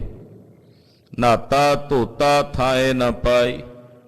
ਕੱਲਾ ਨਹਾਣ ਧੋਣ ਦੇ ਨਾਲ ਆਪਾਂ ਸਵੇਰੇ ਉੱਠ ਕੇ ਇਸ਼ਨਾਨ ਕਰਕੇ ਸੌਂ ਜਾਈਏ, ਰੱਬ ਰੱਬ ਨਾ ਕਰੀਏ, ਦੱਸੋ ਇਸ਼ਨਾਨ ਦਾ ਮਹੱਤਵ ਮਿਲੂ? ਆਪਾਂ ਸਵੇਰੇ ਇਸ਼ਨਾਨ ਕਰ ਲਈਏ, ਇਸ਼ਨਾਨ ਕਰਕੇ ਕਹੀਏ ਵੀ ਬਸ ਹੁਣ ਸੌਂ ਜਾਓ, ਨਾ ਵਾਹਿਗੁਰੂ ਕਹੋ ਨਾ ਜਪਜੀ ਸਾਹਿਬ ਪੜੋ, ਕੱਲੇ ਇਸ਼ਨਾਨ ਦਾ ਕੋਈ ਫਲ ਮਿਲੇਗਾ? ਨਹੀਂ। ਇਹਦੇ ਲਈ ਇੱਕ ਕਹਾਵਤ ਸੁਣਾਉਂਦੇ, ਕਹਿੰਦੇ ਨਹਾਤਿਆਂ ਧੋਤਿਆਂ ਜੇ ਰੱਬ ਮਿਲਦਾ, ਮਿਲ ਜਾਂਦਾ ਮੱਛੀਆਂ ਡੱਡੀਆਂ ਨੂੰ। ਆਹ ਬਚਨ ਅੱਜ ਕੱਲ੍ਹ ਦੇ ਲੋਕ ਸਮੇਂ ਵਿੱਚ ਨਾ, ਜਿਹੜੇ 2-3 ਮਹੀਨੇ ਆ, ਬੜੇ ਲੋਕ ਕਹਿਣਗੇ ਜਿਹੜੇ ਇਸ਼ਨਾਨ ਪਾਣ ਤੋਂ ਵਾਂਝੇ ਰਹਿੰਦੇ ਆ ਨਾ, ਕਹਿੰਦੇ ਨਹੀਂ ਕਰਨਾ ਇਸ਼ਨਾਨ, ਉਹਨਾਂ ਨੂੰ ਕਹੋ ਰੋਜ਼ ਕਰਿਆ ਕਰੋ ਇਸ਼ਨਾਨ। ਤਾਂ ਉਹਨਾਂ ਨੇ ਅੱਗੋਂ ਆਹ ਪੰਗਤੀ ਸੁਣਾਣੀ ਹੁੰਦੀ, ਨਹਾਤਿਆਂ ਧੋਤਿਆਂ ਜੇ ਰੱਬ ਮਿਲਦਾ, ਮਿਲ ਜਾਂਦਾ ਮੱਛੀਆਂ ਡੱਡੀਆਂ ਨੂੰ। ਗੁਰਬਾਣੀ ਦਾ ਬਚਨ, ਜਲ ਕੇ ਮੱਜਨ ਜੇਗਤ ਹੋਵੇ, ਨਿਤ ਨਿਤ ਮੇਂਢਕ ਨਹਾਵੈ। ਡੱਡੂ ਰੋਜ਼ ਇਸ਼ਨਾਨ ਕਰਦਾ। ਗੁਰੂ ਖਾਲਸਾ ਜੀ, ਇਸ਼ਨਾਨ ਦਾ ਮਹਾਤਮ ਤਾਂ ਹੀ ਆ ਜੇ ਨਾਲ ਭਜਨ ਕਰੀਏ। ਤੇ ਪਾਤਸ਼ਾਹ ਕਹਿੰਦੇ ਜੇ ਭਜਨ ਨਹੀਂ ਕਰਦੇ, ਬਾਣੀ ਨਹੀਂ ਪੜ੍ਹਦੇ, ਸਿਮਰਨ ਨਹੀਂ ਕਰਦੇ, ਤੇ ਨਾਤਾ ਧੋਤਾ ਥਾਏ ਨਾ ਪਾਈ। ਕਹਿੰਦੇ ਕੱਲਾ ਨਹਾਤਿਆਂ ਧੋਤਿਆਂ ਨਾ ਇੱਥੇ ਥਾਂ ਮਿਲਣੀ ਹੈ, ਨਾ ਉੱਥੇ ਪਰਲੋਕ ਵਿੱਚ ਥਾਂ ਨਸੀਬ ਹੋਣੀ ਹੈ। ਮੁਸਲਮਾਨ ਕਰੇ ਵਡਿਆਈ। ਇਹ ਨਹੀਂ ਕੱਲਾ ਗੁਰਦੇਵ ਹਿੰਦੂਆਂ ਬਾਬਤ ਹੀ ਕਹਿ ਰਹੇ, ਗੁਰੂ ਬਾਬਾ ਜੀ ਤਾਂ ਸਾਰਿਆਂ ਦੇ ਸਾਂਝੇ ਨੇ, ਇਸ ਕਰਕੇ ਮੁਸਲਮਾਨਾਂ ਨੂੰ ਵੀ ਕਹਿੰਦੇ। ਮੁਸਲਮਾਨ ਕਹਿੰਦੇ ਜੀ ਸਾਡਾ ਮਜ਼ਹਬ ਬੜਾ ਉੱਚਾ ਹੈ, ਅਸੀਂ ਮੁਸਲਮਾਨ ਹੁੰਨੇ ਆ ਤੇ ਅਸੀਂ ਤਾਂ ਵੱਡੇ ਆ। ਮੁਸਲਮਾਨ ਇਹੀ ਕਹਿੰਦੇ ਕਿ ਅਸੀਂ ਵੱਡੇ ਤਾਂ ਆ ਕਿਉਂਕਿ ਅਸੀਂ ਮੁਸਲਮਾਨ ਆ, ਸਾਡਾ ਮਜ਼ਹਬ ਵੱਡਾ, ਸਾਡਾ ਉੱਤਮ ਮਤ ਹੈ। ਤਾਂ ਪਾਤਸ਼ਾਹ ਕਹਿੰਦੇ ਵੀ ਜੇ ਤੂੰ ਮੁਸਲਮਾਨ ਹੋ ਜਾਏ, ਮੁਸਲਮਾਨ ਹੋ ਕੇ ਕਹੇ ਬਸ ਇਹੀ ਤੇਰੀ ਵਡਿਆਈ ਹੈ। ਬਿਨ ਗੁਰ ਪੀਰੈ ਕੋ ਥਾਏ ਨਾ ਪਾਈ। ਪਾਤਸ਼ਾਹ ਕਹਿੰਦੇ ਭਾਵੇਂ ਕੋਈ ਹਿੰਦੂ ਹੈ, ਭਾਵੇਂ ਕੋਈ ਮੁਸਲਮਾਨ ਹੈ, ਗੁਰੂ ਪੀਰ ਤੋਂ ਬਿਨਾਂ ਕਿਸੇ ਨੂੰ ਵੀ ਅੱਗੇ ਥਾਂ ਨਹੀਂ ਮਿਲਣੀ, ਮੁਕਤੀ ਨਹੀਂ ਮਿਲਣੀ। ਭਾਵੇਂ ਕੋਈ ਹਿੰਦੂ ਹੈ ਤੇ ਭਾਵੇਂ ਕੋਈ ਮੁਸਲਮਾਨ ਹੈ, ਹਿੰਦੂ ਨੂੰ ਗੁਰੂ ਬਿਨਾਂ ਮੁਕਤੀ ਨਹੀਂ ਮਿਲਣੀ, ਤੇ ਮੁਸਲਮਾਨ ਗੁਰੂ ਨੂੰ ਪੀਰ ਕਹਿੰਦੇ ਆ। ਮਹਾਰਾਜ ਜੀ ਕਹਿੰਦੇ ਉਹਨਾਂ ਨੂੰ ਪੀਰ ਤੋਂ ਬਿਨਾਂ ਮੁਕਤੀ ਨਹੀਂ ਮਿਲਣੀ। ਕੱਲਾ ਮੁਸਲਮਾਨ ਹੋ ਕੇ ਜਾਂ ਹਿੰਦੂ ਹੋ ਕੇ ਕੋਈ ਕਹੇ ਮੈਂ ਵੱਡਾ ਹਾਂ, ਗੁਰੂ ਪੀਰ ਧਾਰਨ ਹੀ ਨਾ ਕਰੇ, ਤਾਂ ਪਾਤਸ਼ਾਹ ਕਹਿੰਦੇ ਗੁਰੂ ਪੀਰ ਤੋਂ ਬਿਨਾਂ ਮੁਕਤੀ ਨਹੀਂ ਮਿਲਣੀ। ਗੁਰੂ ਬਿਨਾਂ ਗਿਆਨ ਨਹੀਂ ਹੋਣਾ, ਗੁਰੂ ਬਿਨਾਂ ਮੁਕਤੀ ਨਹੀਂ ਹੋਣੀ। ਹਾਂਜੀ। ਰਾਹੋ ਦਸਾਏ ਉਥੈ ਕੋ ਜਾਏ। ਮਹਾਰਾਜ ਜੀ ਕਹਿੰਦੇ ਹੁਣ ਲੋਕਾਂ ਨੂੰ ਤਾਂ ਰਾਹ ਦੱਸ ਦਿੱਤਾ ਵੀ ਆਹ ਰਾਹ ਜਾਂਦਾ, ਪਰ ਜਾਣਾ ਕਿਹਨੇ ਉੱਥੇ? ਲੋਕਾਂ ਨੂੰ ਦੱਸੀ ਜਾਂਦੇ ਜੀ ਆਹ ਰਸਤਾ ਰੱਬ ਦੇ ਘਰ ਨੂੰ ਜਾਣ ਦਾ, ਆਪ ਤੁਰੇ ਨਹੀਂ, ਆਪ ਉੱਥੇ ਹੀ ਖੜੇ ਐ। ਤਾਂ ਪਾਤਸ਼ਾਹ ਕਹਿੰਦੇ ਉੱਥੇ ਤਾਂ ਹੁਣ ਕੋਈ ਵਿਰਲਾ ਹੀ ਹੈ ਜਿਹੜਾ ਜਾਏਗਾ, ਕੋਈ ਵਿਰਲਾ। ਹਾਂਜੀ। ਕਰਨੀ ਬਾਝੋ ਪੇ ਸਤ ਨਾ ਪਾਏ। ਕਰਨੀ ਬਾਝੋਂ ਪਿਸਤ ਨਾ ਪਾਏ। ਮਹਾਰਾਜ ਜੀ ਕਹਿੰਦੇ ਜੇ ਕਰਨੀ ਨਹੀਂ ਨਾ ਕਰਦੇ, ਸ਼ੁਭ ਕਰਮ ਨਹੀਂ ਕਰਦੇ, ਤੇ ਸ਼ੁਭ ਕਰਮਾਂ ਤੋਂ ਬਿਨਾਂ ਤੁਹਾਨੂੰ ਬਹਿਸ਼ਤ ਨਹੀਂ ਮਿਲਣੀ। ਜੇ ਬਹਿਸ਼ਤ ਦਾ ਸੁਖ ਚਾਹੁੰਦੇ ਹੋ ਤੇ ਸ਼ੁਭ ਕਰਨੀ ਕਰੋ। ਸ਼ੁਭ ਕਰਮਨ ਤੇ ਕਬਹੂ ਨਾ ਟਰੋ। ਸ਼ੁਭ ਕਰਮਨ ਤੇ ਕਬਹੂ ਨਾ ਟਰੋ। ਸ਼ੁਭ ਕਰਮ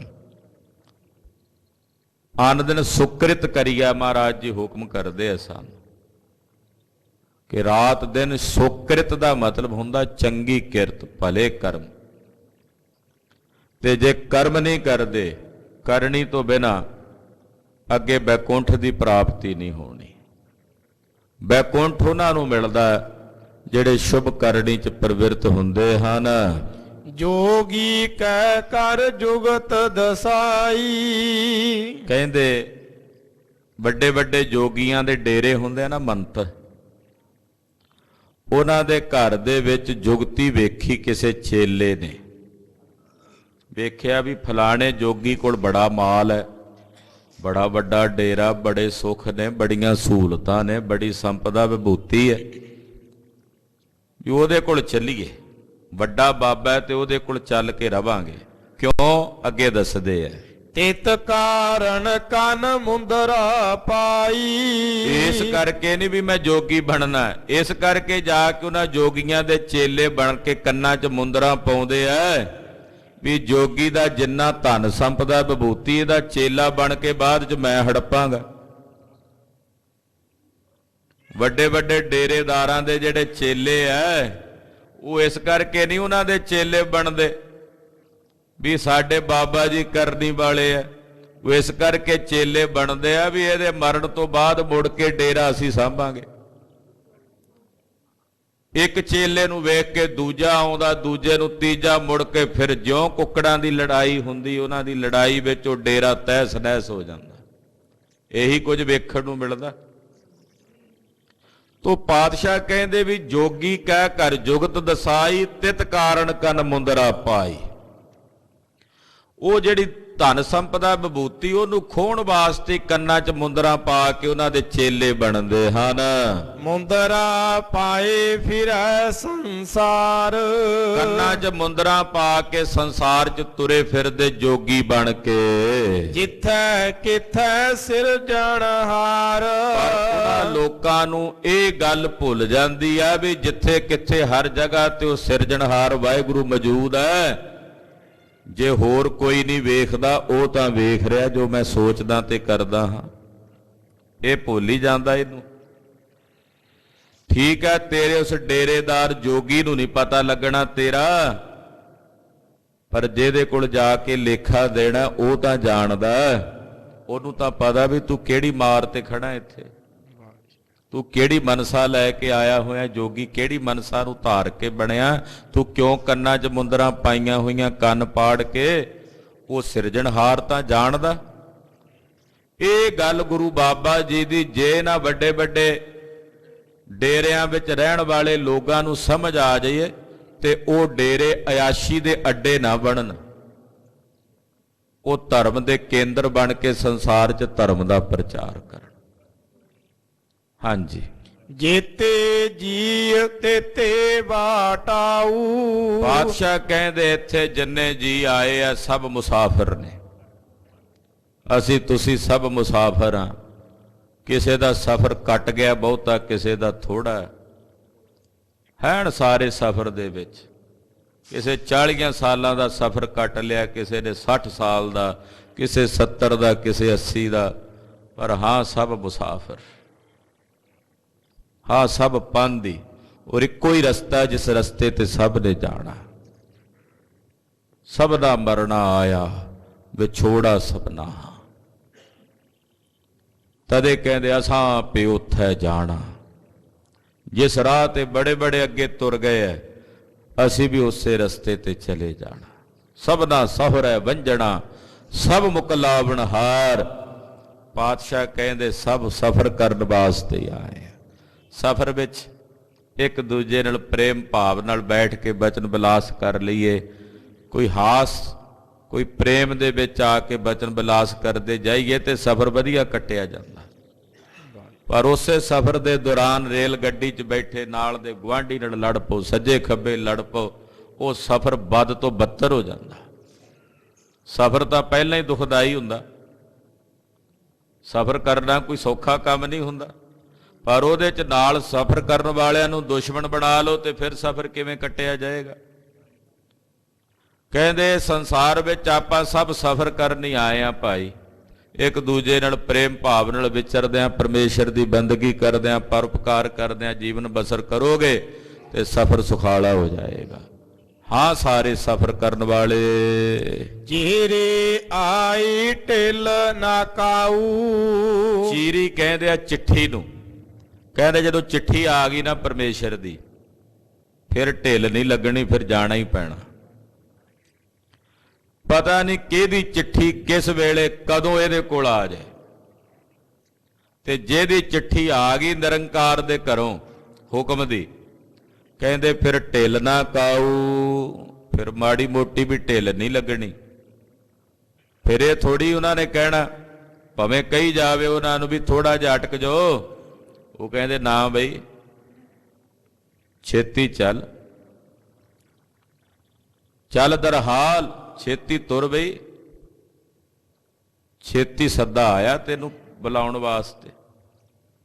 ਇਸ ਕਰਕੇ ਗਰੀਬ ਨਵਾਜ ਪਾਤਸ਼ਾਹ ਕਹਿੰਦੇ ਜਿਨ੍ਹਾਂ ਦੀ ਚਿੱਠੀ ਆ ਗਈ ਕਾਲ ਦੀ ਮੌਤ ਦੀ, ਫਿਰ ਢਿੱਲ ਨਹੀਂ ਲੱਗਣੀ। ਇੱਥੇ ਜਾਣੈ ਸੋ ਜਾਏ ਸੰਜਾਣੈ। ਜਿਹੜੇ ਇੱਥੇ ਇਹ ਗੱਲ ਜਾਣ ਜਾਂਦੇ ਆ ਨਾ ਆਪਣੇ ਸਰੂਪ ਨੂੰ, ਆਪਣੇ ਨਿਜ ਵਜੂਦ ਨੂੰ, ਉਹ ਫਿਰ ਅੱਗੇ ਵਾਹਿਗੁਰੂ ਪਰਮੇਸ਼ਰ ਦੀ ਦਰਗਾਹ 'ਚ ਪਛਾਣੇ ਜਾਂਦੇ ਆ। ਉਹਨਾਂ ਨੂੰ ਕਿਹਾ ਜਾਂਦਾ ਵੀ ਆਪਣਾ ਜੀਵਨ ਸਫਲ ਕਰਕੇ ਆਏ ਹਨ। ਹੋਰ ਫੱਕੜ ਹਿੰਦੂ ਮੁਸਲਮਾਨ। ਜੇ ਕੋਈ ਇੰਨਾ ਹੀ ਕਹੇ ਜਿਵੇਂ ਅਸੀਂ ਹਿੰਦੂ ਹੁੰਨੇ ਆ ਜੀ, ਅਸੀਂ ਮੁਸਲਮਾਨ ਹੁੰਨੇ ਆ, ਕੰਮ ਭਾਵੇਂ ਕੋਈ ਚੰਗਾ ਕੀਤਾ ਨਾ ਹੋਵੇ, ਤਾਂ ਕਹਿੰਦੇ ਉਹਨਾਂ ਨੂੰ ਫੱਕੜ ਹੀ ਸਮਝਦੇ ਆ ਵੀ ਕੱਢੋ ਇਹਨਾਂ ਨੂੰ ਇੱਥੋਂ, ਧੱਕੇ ਮਾਰੋ ਤੇ ਨਰਕਾਂ 'ਚ ਸੁੱਟੋ, ਕਿਉਂਕਿ ਸ਼ੁਭ ਅਮਲਾਂ ਬਾਝੋ ਦੋਨੋਂ ਰੋਈ। ਜੇ ਕਰਮ ਚੰਗੇ ਨਹੀਂ ਕੀਤੇ ਤੇ ਜਿਹੜਾ ਮਰਜ਼ੀ ਧਰਮ ਹੋਵੇ, ਜਿਹੜਾ ਮਰਜ਼ੀ ਮਜ਼ਹਬ ਹੋਵੇ, ਉਹਨਾਂ ਸਭ ਨੂੰ ਲੇਖਾ ਦੇਣਾ ਪਵੇਗਾ। ਸਭਨਾ ਕਾ ਦਰ ਲੇਖਾ ਹੋਏ। ਉਹਨਾਂ ਸਭ ਦਾ ਪਰਮੇਸ਼ਰ ਦੇ ਘਰ 'ਚ ਲੇਖਾ ਹੋਣਾ ਹੈ। ਕਰਨੀ ਬਾਝੋ ਤਰੈ ਨਾ ਕੋਏ। ਕੋਈ ਹਿੰਦੂ ਹੈ, ਮੁਸਲਮਾਨ ਹੈ, ਯਹੂਦੀ ਹੈ, ਪਾਰਸੀ ਹੈ, ਕਿਸੇ ਮਜ਼ਹਬ, ਕਿਸੇ ਮਤ, ਕਿਸੇ ਦੇਸ਼ ਨਾਲ, ਕਿਸੇ ਵਰਗ ਨਾਲ, ਕਿਸੇ ਜਾਤੀ ਨਾਲ, ਕਿਸੇ ਵਰਣ ਨਾਲ ਸੰਬੰਧ ਰੱਖਦਾ ਹੋਵੇ, ਜੇ ਕਰਨੀ ਚੰਗੀ ਨਹੀਂ ਹੈ ਤਾਂ ਮਹਾਰਾਜ ਜੀ ਕਹਿੰਦੇ ਕੋਈ ਨਹੀਂ ਤਰੇਗਾ। ਕਰਨੀ ਬਾਝੋਂ ਤਰੈ ਨਾ ਕੋਏ। ਸ਼ੁਭ ਕਰਨੀ ਤੋਂ ਬਿਨਾਂ ਭਾਵੇਂ ਸੇਖੀ ਕਿਉਂ ਨਾ ਹੋਵੇ, ਜੇ ਕਰਨੀ ਚੰਗੀ ਨਹੀਂ ਕੀਤੀ, ਕਰਮ ਚੰਗੇ ਨਹੀਂ ਕੀਤੇ, ਨਾਮ ਨਹੀਂ ਜਪਿਆ, ਪਰਮੇਸ਼ਰ ਦੀ ਬੰਦਗੀ ਨਹੀਂ ਕੀਤੀ, ਤਾਂ ਭਾਈ ਫਿਰ ਕਿਸੇ ਨਹੀਂ ਤਰਨਾ। ਸੱਚੋ ਸੱਚ ਵਖਾਣੈ ਕੋਏ। ਕਹਿੰਦੇ ਸੱਚੋ ਸੱਚ ਕੋਈ ਵਖਿਆਣ ਕਰਕੇ ਦੱਸਦਾ ਹੈ, ਨਾਨਕ ਅੱਗੇ ਪੁੱਛ ਨਾ ਹੋਏ। ਸੱਚ ਵਖਾਣਦਾ ਤੇ ਸੱਚ ਦੀ ਅਰਾਧਨਾ ਕਰਦਾ, ਸੱਚੇ ਨਾਮ ਦਾ ਜਾਪ ਜਪਦਾ, ਧੰਨ ਗੁਰੂ ਨਾਨਕ ਸਾਹਿਬ ਕਹਿੰਦੇ ਫਿਰ ਉਹਨੂੰ ਅੱਗੇ ਪੁੱਛ ਗਿੱਛ ਨਹੀਂ ਹੁੰਦੀ, ਯਾਨੀ ਕਿ ਉਹਦੇ ਕੋਲੋਂ ਲੇਖਾ ਨਹੀਂ ਮੰਗਿਆ ਜਾਂਦਾ। ਧਰਮ ਰਾਏ ਦਰ ਕਾਗਦ ਫਾਰੇ, ਜਨ ਨਾਨਕ ਲੇਖਾ ਸਮਝਾ।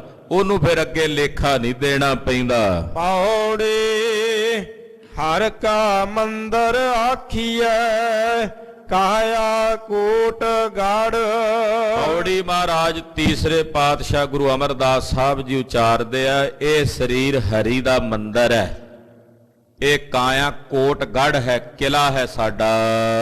ਅੰਦਰ ਲਾਲ ਜਵੇ ਹਰੀ, ਗੁਰਮੁਖ ਹਰ ਨਾਮ ਪੜ। ਕਹਿੰਦੇ ਇਸ ਕਾਇਆ ਰੂਪੀ ਕਿਲੇ ਦੇ ਅੰਦਰ ਬੜੇ ਬੜੇ ਕੀਮਤੀ ਲਾਲ ਨੇ, ਜਵਾਹਰਾਤ ਨੇ ਸ਼ੁਭ ਗੁਣਾਂ ਦੇ, ਪਰ ਜਿਹੜੇ ਗੁਰਮੁਖ ਬਣਦੇ ਆ, ਗੁਰਮੁਖ ਉਹ ਹਰੀ ਦਾ ਨਾਮ ਜਪ ਕੇ ਇਹਨਾਂ ਕੀਮਤੀ ਲਾਲਾਂ ਤੇ ਜਵਾਹਰਾਂ ਨੂੰ ਆਪਣੇ ਅੰਦਰੋਂ ਪ੍ਰਾਪਤ ਕਰਦੇ ਹਨ।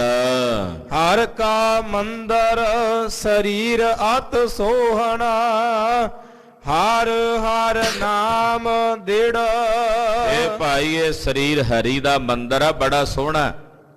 ਇਹ ਤਾਂ ਸੋਹਣਾ ਜੇ ਤੂੰ ਇਹਦੇ ਵਿੱਚ ਰਹਿ ਕੇ ਪਰਮੇਸ਼ਰ ਦਾ ਨਾਮ ਦ੍ਰਿੜ ਕਰੇ, ਤਾਂ ਸੋਹਣਾ।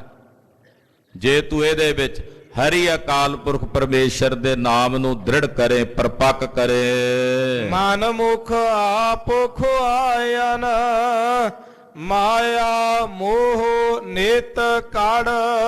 ਜਿਹੜੇ ਮਨਮੁਖ ਨੇ, ਮਨਮੁਖਾਂ ਨੂੰ ਵਾਹਿਗੁਰੂ ਨੇ ਆਪਣਾ ਆਪ ਖੁਆਇਆ ਹੋਇਆ, ਉਹ ਮਾਇਆ ਦੇ ਮੋਹ ਵਿੱਚ ਨਿਤ ਕੱਢਦੇ ਰਹਿੰਦੇ ਆ, ਯਾਨੀ ਕਿ ਦੁਖੀ ਹੋ ਕੇ ਕਿਰਜਦੇ ਹੀ ਰਹਿੰਦੇ ਹਨ।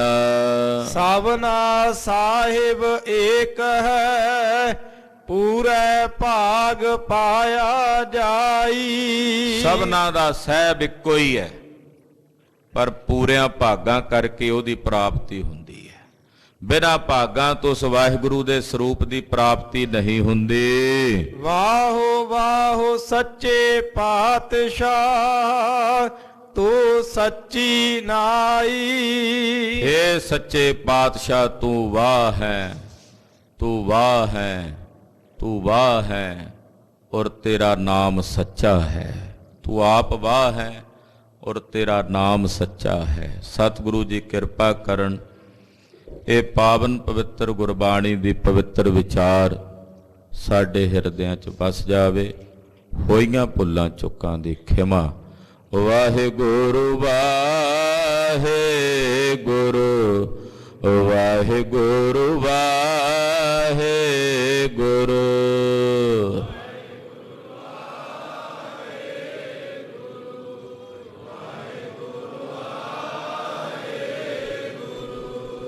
ਵਾਹਿਗੁਰੂ ਵਾਹਿਗੁਰੂ ਵਾਹਿਗੁਰੂ ਵਾਹਿਗੁਰੂ।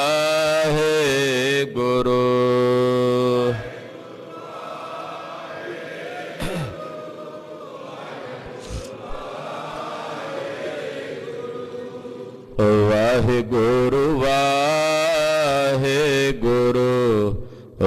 ਵਾਹਿਗੁਰੂ ਵਾਹਿਗੁਰੂ।